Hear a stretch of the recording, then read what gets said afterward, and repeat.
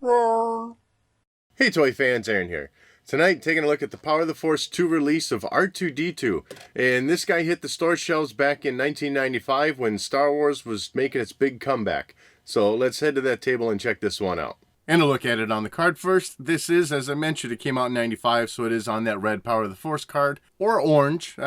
People go both ways with that color. To me, if you were asking me, I'd say it's an orange card. Anyways, though, top part, obviously big Darth Vader helmet on the left side. Nice Star Wars Power of the Force logo on the right. Off to the left side, you get a nice image of R2-D2 along with his name and the little features that he has. And then through the blister, you see the figure you're getting. On the back side, top part, you had your index cut out that you could keep and file away. This has some bio information about him, his height, status, and such, and then a very lengthy write-up about R2-D2. You can hit pause and read through that if you like. Bottom half of the card are your other figures and vehicles that were also available in the line at this time. And now looking at him out of the packaging. Overall, I'd say even by today's standards, this is a very nice looking figure. It holds up well. And of course, the figures back in those early days of the Power of the Force 2 line, they were all very beefed up, muscular. I mean, even C-3PO was given a beefy look. Thankfully, R2-D2 was spared from that. So that's why I say, even today, this guy holds up. This was also the first time R2-D2 had received a retractable leg in his 3 3/4 inch form. And for the most part, with it extended, he looks good. There's no ankle articulation or back wheel articulation. So if you got the legs spread out too much, he's not laying flat. You kind of have to have them squeezed together a little bit more. And then you get the wheels or his feet sitting rather flat to the floor. And with that leg retracted back up into the body, it stays hidden very well. This isn't like other R2-D2s that came later where if you turn the head, the leg would raise up. You simply just push and pull on your own. With the leg fully inside the body, all you're left with is this little tab sticking out of the backside. And now taking a look at the dome of the figure. Is it absolutely accurate? No, R2-D2 did not have a shiny silvery dome. But for me, I don't care. I love the chrome look to it, or the VAC metallized silver. As I said, I know it should be more of a brushed metal, but I like it.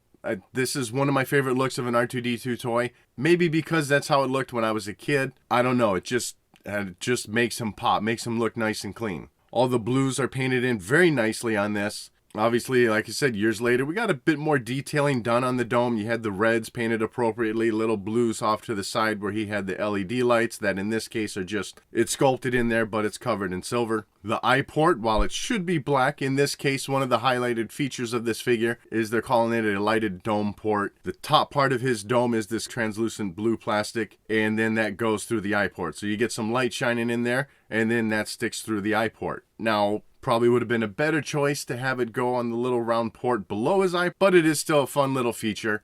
And, when it catches in the light just right, it works well. And cut off some of my lights, you can kind of see this feature highlighted a little bit better. It is what it is. It's kind of neat, and as I recall, they did it on the Jawas in that line also. As for the main body, obviously this looks exactly like you expect R2-D2 to look, and the big thing here is that this was not a printed sticker like we received on the vintage R2. He was receiving a fully sculpted and painted body. Well, to say it's fully painted is a little, exaggeration. It's just some blue spots here and there with some touches of silver on the vent panels and some bits off to the side of the body. On the back of the figure, just some subtle painting in there. Sculpting continues, but just a couple blue highlights and silver highlights of some panels painted in. And for the most part, this figure's been out of the bubble for now 23 years, 24 years.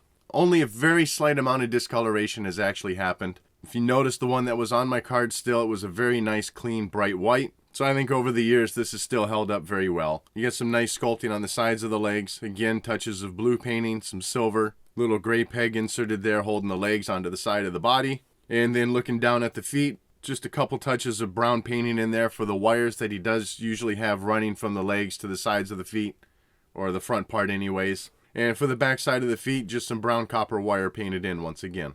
As for articulation, the head's going to swivel a full 360. Both legs also rotate all the way around. And then as I mentioned earlier, you got that third leg that retracts down. So for me overall, like I said, this is still one of my favorite figures from the Power of the Force 2 line. And while it may not be the most accurate looking R2-D2, I still like to look back on this figure. It was exciting at the time since the line was relaunching to get this R2-D2 figure. It didn't have the printed sticker, and he looked great standing next to the C-3PO that was released. And that wraps up this look at R2-D2. I'd love to know what your thoughts are on this figure in the comment section below. And as always, thank you for watching.